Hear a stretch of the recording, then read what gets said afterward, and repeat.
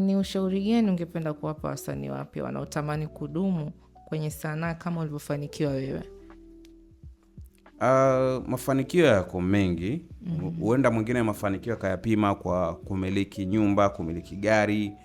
Mwingine akapima mafanikio yake kwa kupata followers wengi. Mwingine akapima mafanikio yake kwa kujulikana sana. So ushauri wangu tu ni kwamba kitu kikubwa ambacho unatakana uwe nacho ni discipline. Discipline ya wewe mwenyewe, discipline ya kazi. Kwa sababu without consistency katika kazi huwezi kutoboa. Mimi watu wengi unisumbua, Bujra nataka kuingia Jimbo, Bujra. Yani kama napokea kila anayeniambia nataka kuja Jimbo, I think sasa ingekuwa Jimbo ingekuwa na watu kama 10,000. There are so many kutoka Mombasa, Kwale, Nairobi, hata nje mipaka ya Kenya, Tanzania napata watu wanataka kuja kusainiwa Jimbo.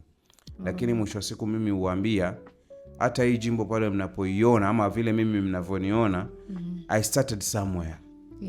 Nilianza nikiwa mdogo. So wewe jiamini na ule udogo wako, do it. Kama wajiamini unaweza, haina haja uwe Jimbo. Hii Jimbo ilishikwa mkono na nani? Hakuna mtu aliyeshika mkono. Ni mimi mwenyewe kupambana mpaka imefikia pale. So nina imani na wao pia pale walipo wanaweza wakapambana na wakafikia zile levels.